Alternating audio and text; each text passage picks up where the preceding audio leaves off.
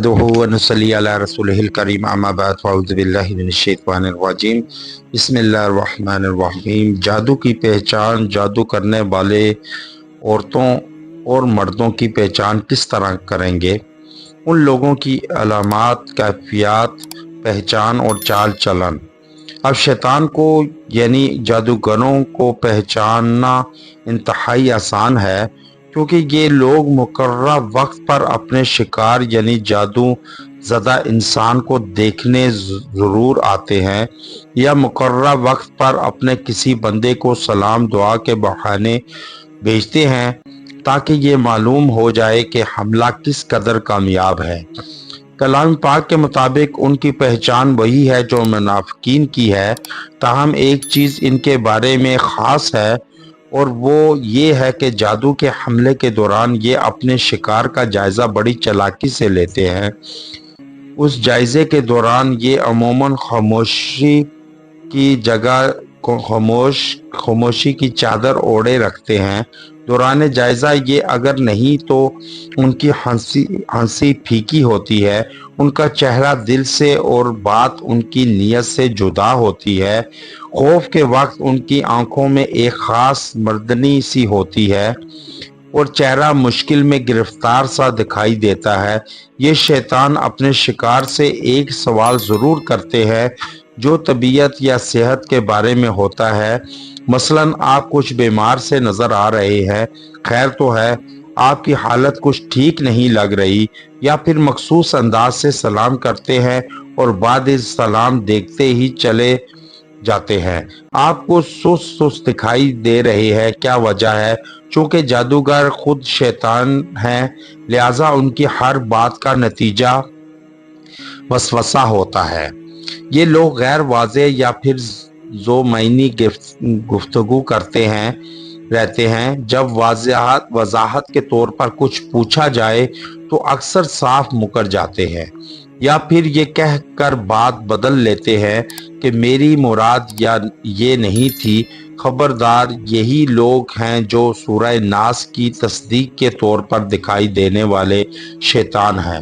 بہرحال ان کی کھلی اور واضح پہچان اس وقت ہوتی ہے جب ان کے آنے سے قبل یا ان کے آ جانے کے بعد جادو زدہ کی طبیعت میں تبدیلی آنے لگتی ہے، بہت زیادہ شدت تکلیف ہو جاتی ہے۔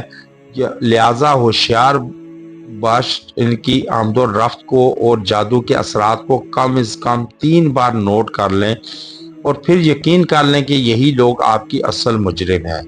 کلام پاک میں لکھا ہے کہ ان سے بے فکر نہ ہونا، یہ لوگ منافق ہیں، لہذا شیطان اور منافقین اور جادوگروں سے کبھی بے فکر نہیں ہونا۔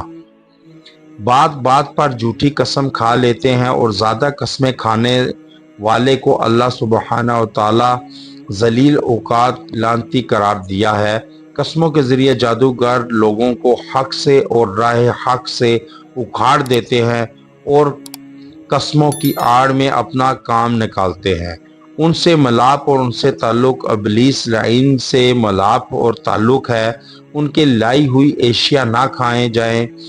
یہ کسی نہ کسی تقریب کے بہانے کچھ نہ کچھ کھانے کے لیے عموماً مٹھائی ضرور لاتے اور بانٹتے نظر آتے ہیں۔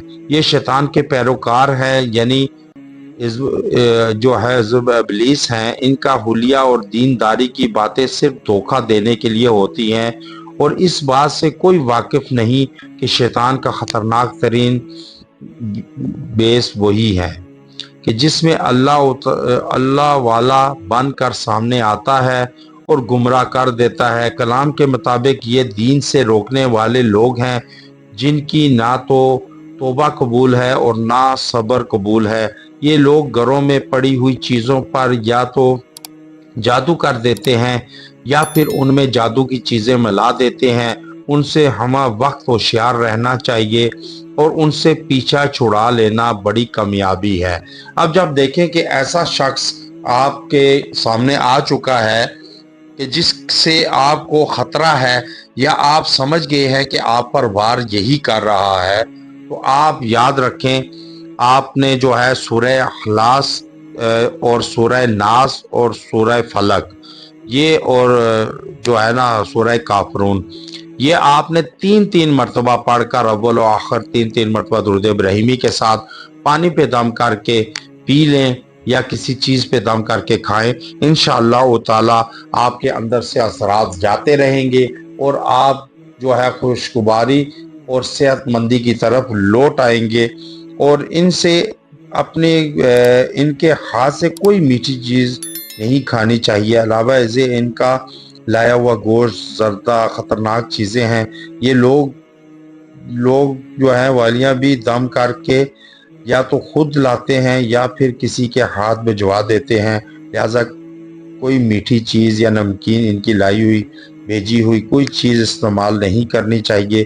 کھانے کھلانے کے مذہبی اور قومی تہوار ان لوگوں کے لیے سنہری موقع ہیں۔ اللہ تعالیٰ ان سے آپ سب کو اور مجھے محفوظ رکھے۔